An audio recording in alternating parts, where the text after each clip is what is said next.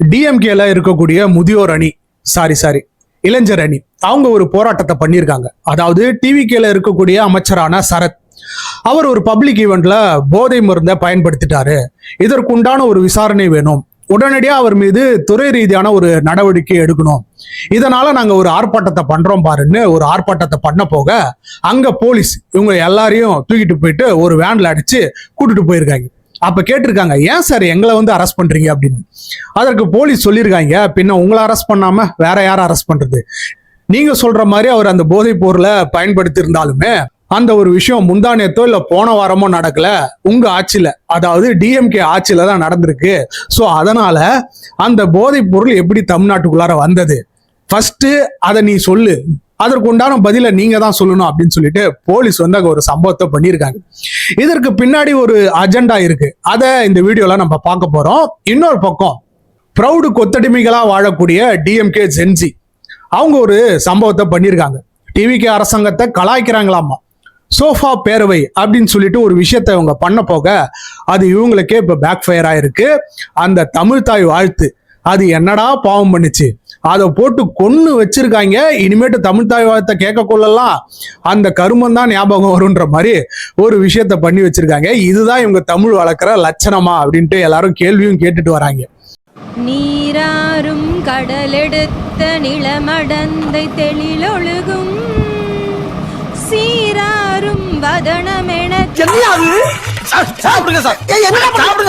இப்படி எல்லாரையும் அடிக்கிறீங்களே, என்னையும் கொஞ்சம் அடிங்கன்ட்டு இந்த ராகவா லாரன்ஸ் அவர் மறுபடியும் ஒரு 17 நிமிஷத்துக்கு உண்டான ஒரு வீடியோவை போட்டு நான் அரசியலுக்கு வரனா இல்லையா அப்படின்றத இன்னொரு வீடியோல சொல்றேன்ட்டு சொல்லியிருக்காரு.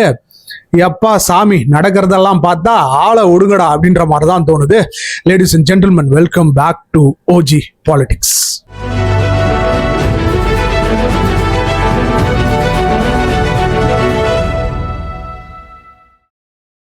கடந்த ஒரு வாரமா ஒரு வீடியோ வைரலா போய்கிட்டு இருக்கு. அதாவது இப்ப டிவிக்கு அமைச்சரவையில் இருக்கக்கூடிய அமைச்சர் சரத் அவர் ஒரு பப்ளிக் ஈவெண்ட்ல ஒரு செல்போன்ல அதாவது ஒரு ஐபிஎல் மேட்ச் பார்க்க போயிருக்கார் போல. அப்ப செல்போன்ல ஒரு பவுடர் மாதிரியான ஒரு சப்ஸ்டன்ஸை வச்சுக்கிட்டு கிரெடிட் கார்டுல ஏதோ ஒரு விஷயத்த பண்ணியிருக்காரு. மேல அந்த வீடியோல தக் லைஃப் அப்படின்ற அந்த ஒரு விஷயத்த குறிப்பிட்டிருக்காரு. ஸோ இதை எடுத்து வச்சுக்கிட்டு அந்த வீடியோக்கு பின்னாடி என்ன விஷயம் இருக்கு, உண்மையாலுமே அதற்கு அந்த வீடியோக்கு என்ன காரணம் அப்படின்றதெல்லாம் விட்டுட்டு இங்க பாருங்க, டிவிகேல இருக்கக்கூடிய அமைச்சரே அந்த போதைப் பொருளை பயன்படுத்திட்டாரு, இதுதான் இவங்க சொன்ன மாற்றமா, இதற்கு கண்டிப்பா நாங்க போராட்டம் பண்ணி ஆவோம் அப்படின்னு சொல்லிட்டு டிஎம்கேல இருக்கக்கூடிய அவங்க எல்லாருமே போராட்டத்துல இறங்கிட்டாங்க.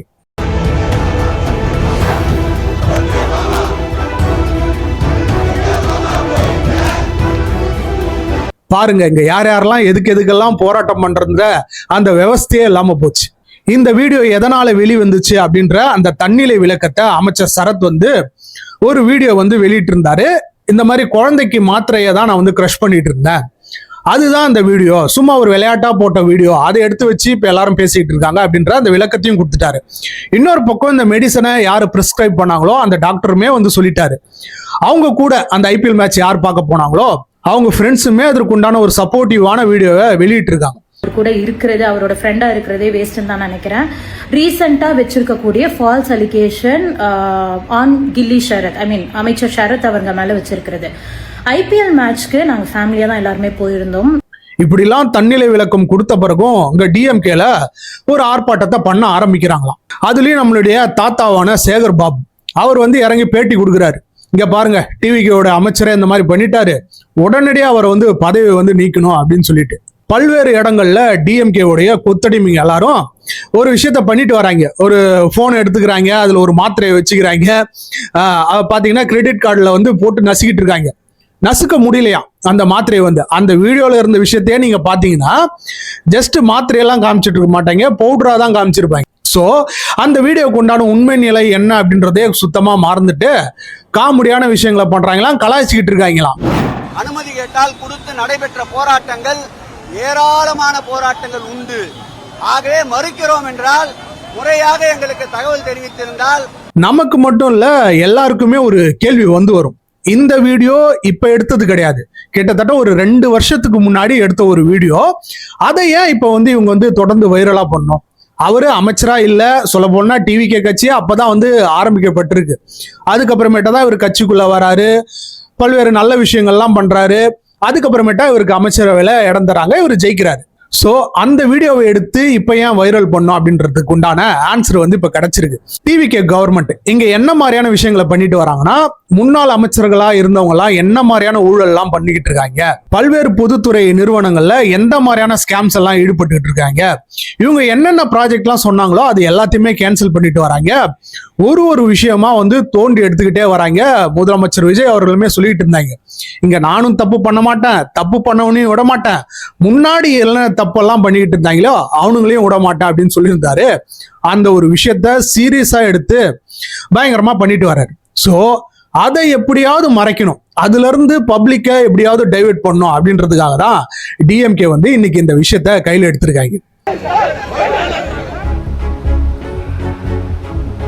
இங்க இந்த ஒரு விஷயம்ன்றது தனி மனிதனுக்கு உண்டான ஒரு விஷயம். அவர் உண்மையாலுமே போதைப் பொருள் பயன்படுத்தியிருந்தார்னா அதற்குண்டான விசாரணை வந்து கண்டிப்பா வந்து நடவடிக்கை எடுக்கணும், அதற்குண்டான என்கொயரிஸ் அதை எல்லாமே பண்ணணும், அதுல எந்த ஒரு மாற்று கருத்துமே கிடையாது. ஆனா அது என்னமோ ஒரு பெரிய விஷயம் மாதிரி எடுத்து வச்சுட்டு இவங்க வந்து பேசிக்கிட்டு இருக்காங்களாம். ஏன் டிஎம்கே ஆட்சியில என்ன மாதிரியான விஷயங்கள் நடந்தது அப்படின்றதுலாம் அந்த பப்ளிக் வந்து தெரியாதா? இந்த ஜாஃபர் சாதிக் அப்படின்னு சொல்லக்கூடிய ஒரு நபர் இன்டர்நேஷனல் ட்ரக் மாஃபியா கூட கூட்டணி வச்சிருந்திருக்கான். இவன் வந்து போன ஆட்சியில வந்து மாட்டியிருந்தான். இவன் கூட டிஎம்கே உடைய மெம்பர்ஸ் எல்லாருமே போட்டோஸ்லாம் எடுத்து வச்சிருந்தாங்க. இவன் சில படங்களுமே வந்து தயாரிச்சிருந்தான். ஸோ இந்த மாதிரியான ஒரு நபர்கள் தான் வந்து இன்னைக்கு போராட்டத்தை அறிவிச்சிருக்காங்களா ட்ரக்குக்கு எதிராக. இவங்க போராட்டம் பண்ணக்கூடிய அந்த பேட்டர்ன்ஸ் எல்லாத்தையும் பார்த்தா இவங்க போராட்டம் பண்ணக்கூடிய மாதிரி எல்லாம் தெரியல. எல்லாரும் காசை வாங்கிட்டு இந்த போராட்டத்துல கலந்துகிட்டு இருக்காங்க போல. கோட்டருக்கும் கோழி பிரியாணிக்கும் 200 ரூபா காசுக்கும் அந்த கூட்டம் மாதிரி தெரியுது. அங்க நம்மளுடைய சேகர் பாபு வந்து அந்த மேயரா இருக்கக்கூடிய பிரியா கூட 2 பேரும் சேர்ந்து ஜாலியா போராட்டங்களை பண்ணிக்கிட்டு இருக்காங்க. போராட்டம் பண்றதுக்கு முதல்ல பர்மிஷன் வாங்கினியா, மரியாதையா வண்டியில ஏறு அப்படின்ட்டு வலையோசை கலகலவன கவிதைகள் படிக்குது அப்படின்னு சொல்லிட்டு வண்டியில ஏத்தி புடிச்சிட்டு போயிருக்காங்க. அதாவது போன ஆட்சியில என்ன மாதிரியான விஷயங்கள்லாம் இவங்க பப்ளிக்கும் டிவிகேக்கும் பண்ணாங்களோ அது எல்லாமே இப்ப இவங்களுக்கு நடக்க ஆரம்பிச்சிருக்கு. அங்க தூய்மை பணியாளர்கள் போன ஆட்சியில போராட்டம் பண்ணியிருந்தாங்க. அவங்கள இறக்கமே இல்லாம எல்லாருமே பிடிச்சிட்டு போயிட்டு அரெஸ்ட் பண்ணியிருந்தாங்க. அந்த விஷயம் இப்ப டிஎம்கேக்கு நடந்துக்கிறாங்க. நான் தெரியாம தான் கேட்கிறேன், இங்க பல்வேறு வகையான குற்றங்கள் வந்து நடந்துகிட்டு இருக்கு, பாலியல் ரீதியான அந்த குற்றங்கள் நடந்துகிட்டு தான் இருக்கு. அதற்குண்டான ஒரு போராட்டத்தை எடுத்து இவங்க முன்னெடுத்திருந்தாலும் பப்ளிக்குமே இங்க வந்து சப்போர்ட் பண்ணுவாங்க. கண்டிப்பா அங்க பாருங்க, நடக்குகின்ற குற்றத்துக்கு எதிராக வந்து டிஎம்கே ஏதோ ஒரு விஷயத்த பண்றாங்க எதிர்கட்சியா அப்படின்ட்டு ஒரு சப்போர்ட் வந்து கிடைச்சிருக்கும். ஆனா அதை விட்டுட்டு தேவையில்லாத விஷயங்கள்லாம் பண்ணிக்கிட்டு இருக்காங்க. இங்க ஆட்சிக்கு வந்து 2 மாசமே ஆகாத இந்த டிவிகே கவர்மெண்ட்டை விமர்சனம் வந்து பண்ணிக்கிட்டு இருக்காங்களா? இதெல்லாம் வந்து பப்ளிக்கு தெரியாதா? இன்னுமா என்ன பைத்தியக்காரனாவே நினைச்சுக்கிட்டு இருக்கா அப்படின்னு சொல்லிட்டு கேட்க மாட்டாங்களா? இவங்க பண்ணக்கூடிய இந்த நாடகம் இதெல்லாம் எதுக்காக? இவங்க முன்னாட்கள்ல பண்ண அந்த ஊழலை மறைக்கிறதுக்காக அப்படின்ற இந்த விஷயத்தெல்லாம் யாரும் பேசாமலா இருக்காங்க. எல்லாரும் போட்டு எடுத்து வச்சு பொழந்துகிட்டு இருக்காங்க. அந்த மாதிரி தான் ஏவாவேலு பண்ண ஸ்கேம்ஸு, அந்த எஜுகேஷன் செக்டார்ல நடந்த ஸ்கேம்ஸு, பொதுப்பணி துறையில நடந்த ஸ்கேம்ஸு எல்லாத்தையும் ஒன்னா எடுத்து டிவிகே கவர்மெண்ட் அதன் மீது கேஸுமே வந்து ஃபைல் பண்ண ஆரம்பிச்சிருக்காங்க. மாட்னியாடா பம்பரகட்டு மண்டையான்ற மாதிரி அடுத்த விக்கெட் என்னமோ அந்த சேகர் பாபு அப்படின்னு தான் நினைக்கிறேன். அப்படியே இவர் வந்து பொங்கி எழறாராம். இந்த சமுதாயத்துல வந்து ட்ரக் கல்ச்சர் வந்து பரவிடுச்சா, அதுக்கு காரணம் வந்து டிவிகே தானா. போராட்ட களத்திற்கு திமுகவா செல்லவில்லை, இந்த அரசுதான் போராட்ட களத்திற்கு எங்களை தள்ளி இருக்கின்றது. இதெல்லாம் நம்புற மாதிரி அங்க இருக்கு அப்படின்ற மாதிரி தான் இவங்க பண்ணக்கூடிய அந்த செயல்லாம் இருக்கு. ஸோ ஒருத்தன் கண்டிப்பா தொடர்ந்து கதறிக்கிட்டே இருக்கானா, ரொம்ப சவுண்டு விட்டுக்கிட்டே இருக்கானா, அவன் ஏதோ ஒரு தப்ப பண்ணியிருக்கான் அப்படின்றது அர்த்தம். திருட வந்து திருடிட்டு அமைதியா இருக்க மாட்டான். இதோ அவன் தான் திருடினான், இவன் தான் திருடினான் அப்படின்னு சொல்லிட்டு சத்தம் போட்டுக்கிட்டு இருப்பான். அந்த மாதிரி தான் இந்த சேகர் பாபுவும் கத்திக்கிட்டு இருக்காரு. இவர் என்ன மாதிரியான ஸ்கேம்ஸ் எல்லாம் ஈடுபட்டு இருக்காரோ அதை கண்டிப்பா டிவிகே அரசாங்கம் ஏற்கனவே நோண்ட ஆரம்பிச்சிருப்பாங்க. இன்னொரு பக்கம் இந்த ப்ரௌடு கொத்தடிமையா இருக்கக்கூடிய டிஎம்கே ஜென்ஜின்னு சொல்லுவாங்க. ஆனா அங்க பாத்தீங்கன்னா ஜென்ஜி அப்படின்ற அதற்கு உண்டான விஷயமே அவங்க கூட்டத்துல இருக்காது. அவனுங்க தொடர்ந்து மேடை போட்டு எம்கே ஸ்டாலினுக்கும் உதயநிதி ஸ்டாலினுக்கும் டஃப் தர வகையில கதறிக்கிட்டு இருக்காங்க. இவங்க 3 பேருக்கும் தான் போட்டின்ற மாதிரி அவங்க ஒரு பக்கம் போயிட்டு திருமணத்துல ஒப்பாரி வைக்க, இவங்க ஒரு பக்கம் நாங்க புதுமையா ஒரு விஷயத்த பண்றோம் பாருன்ட்டு டிவிகே அரசாங்கத்தை கலாய்க்கிறாங்களாமா. சோஃபா பேரவை அப்படின்ற ஒரு விஷயத்த வந்து நடத்துறாங்க. அதுல டிவிகே கவர்மெண்ட் என்ன மாதிரியான விஷயங்கள்லாம் பண்ணுவாங்களோ அந்த மாதிரி பேசி காட்டுறாங்க, மிமிக்ரி எல்லாம் பண்றாங்க. புசி ஆனந்த் எப்படி பேசுவாரு, ஆதவ் அர்ஜுனா எப்படி பேசுவாரு அப்படின்ற மாதிரி விஷயங்கள்லாம் பண்றாங்க இல்லைங்களா, அது கூட ஓகே விட்டலாம். ஆனா எம்எல்ஏ பல்லவி அவங்களுக்கு இப்ப ரீசெண்டா தான் குழந்தை வந்து பிறந்தது. அவங்க குழந்தைய வச்சு கிண்டல் பண்ணிருக்காங்க. மாண்புமிகு உறுப்பினர் மல்லவி எம்எல்ஏவோட பொறுப்பு என்ன, புரோட்டோகால் என்ன, வேலை என்னன்றதெல்லாம் இருக்கட்டும். அந்த மேடையில அவங்க சொல்ல வர விஷயம் என்னன்னா, இந்த மாதிரி குழந்தைய வச்சுக்கிட்டு சிம்பதி கார்டு வந்து பிளே பண்றாங்க, குழந்தைய வச்சுக்கிட்டு எம்எல்ஏ பல்லவி வந்து சீன் போட்டுக்கிட்டு இருக்காங்க அப்படின்ற மாதிரியான விஷயங்களை அவங்க சொல்ல வராங்க. ஆனா உலகம் ஃபுல்லா வந்து பாத்தீங்கன்னா இந்த மாதிரி பிரெக்னண்டா இருக்கிறவங்க, ஜஸ்ட் குழந்தை பெற்றுக்கிட்டவங்க, அவங்க எல்லாருமே இன்னைக்கு பார்லிமெண்ட்ல வந்து பேசக்கூடியன்ற விஷயங்கள்லாம் ரொம்ப சர்வசாதாரணமா நடந்துகிட்டு இருக்கு. அந்த மாதிரி தான் ஸ்வீடன்ல என்விரான்மெண்டல் மினிஸ்டரா இருக்கக்கூடிய ஒருத்தவங்க ரொமியோன்னு நினைக்கிறேன், அவங்க வந்து குழந்தைய வச்சுட்டு இப்ப ஜஸ்ட் போன வாரம் தான் பேசியிருக்காங்க. அந்த விஷயத்தை எடுத்து போட்டு பொழந்துகிட்டு இருக்காங்க. Sales. Good timing, Adam. This shift. நீங்களே யோசிச்சு பாருங்களேன், டிவிகே கவர்மெண்ட்டை விமர்சிக்கிறாங்க. கண்டிப்பா ஒரு கவர்மெண்ட்னா விமர்சிக்க தான் செய்வாங்க, அதற்கு உண்டான உரிமை எல்லாமே அவங்களுக்கு இருக்கு. ஆனா இது ஒரு தனி மனித தாக்குதல் மாதிரி தெரியல. இங்க இந்த மாதிரி இருக்க பெண்கள் அரசியலுக்கு வந்தாங்கன்னா அந்த ஒரு விஷயத்தை என்கரேஜ் பண்ணும்.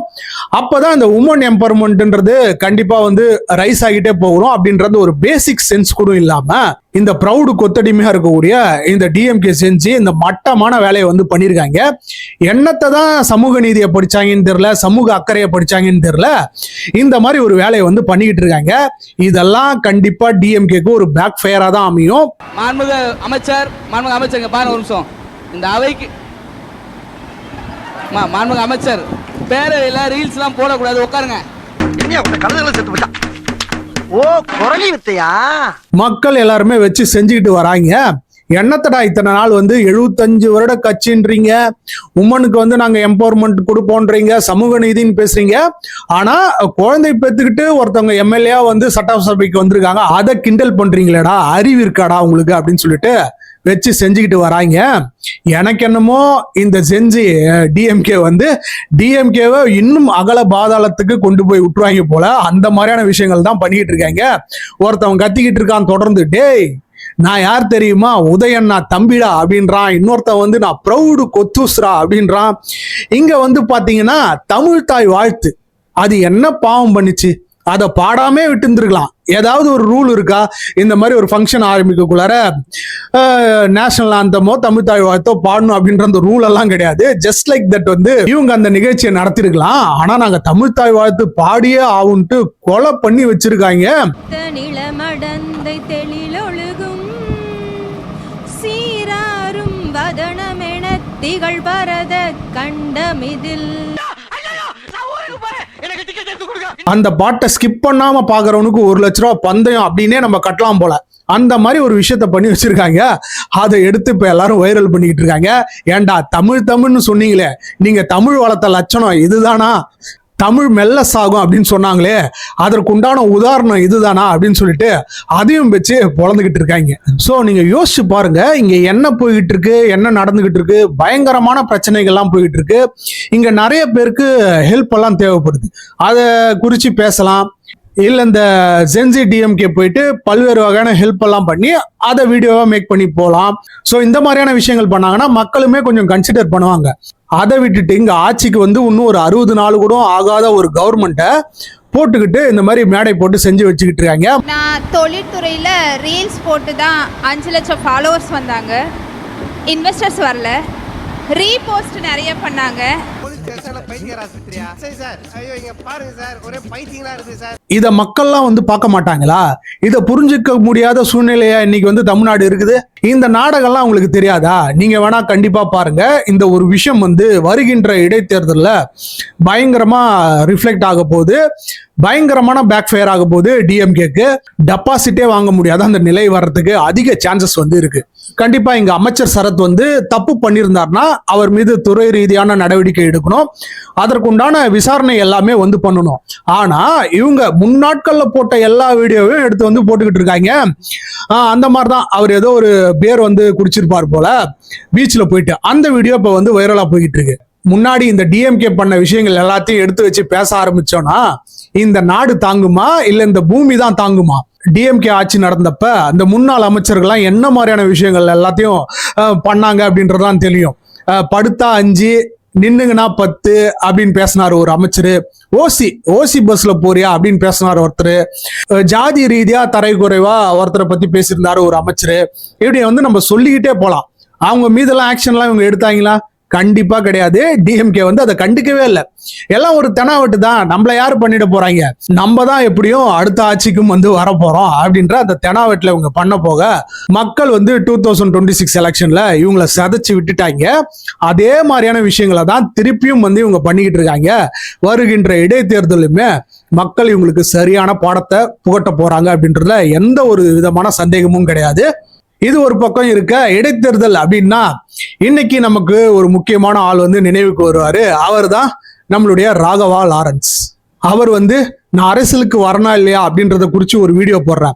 அந்த வீடியோக்கு ஒரு வீடியோ, அதுக்கப்புறமேட்டா அந்த வீடியோக்கு ஒரு பேட்டி, அந்த பேட்டியில சொன்ன ஒரு விஷயத்துக்காக ஒரு வீடியோ அப்படின்னு சொல்லிட்டு தொடர்ந்து வீடியோக்களை போட்டுக்கிட்டே வராரு. இன்னும் வரைக்கும் அவர் கன்ஃபார்ம் பண்ணல நான் அரசியலுக்கு வரனா இல்லையா, இல்ல எந்த தொகுதியில நிக்க போறேன் அப்படின்றத இன்னும் கன்ஃபார்மே பண்ணல. எல்லாரும் ஆளை விடுடா சாமி, நீ அரசியலுக்கும் வர வேணாம் ஒன்னும் வர வேணாம் அப்படின்ற அந்த நிலைமைக்கு இன்னைக்கு வந்துட்டாங்க. அந்த மாதிரிதான் நேத்து ஒரு வீடியோ போட்டு அதுல ஒரு 17 நிமிஷத்துக்கு உண்டான ஒரு வீடியோ போட்டு அதுக்குன்னு ஃபீல் பண்றாதீங்க, அண்ணன் அரசியலுக்கு வரமாட்டார் போல, திருச்சி கிழக்குல தான் நிக்கலன்னு சொன்னேன், அதுதான் தர்மம் இல்லைன்னு சொன்னேன், வேற எங்கேயும் நிக்கலன்னு சொல்லல.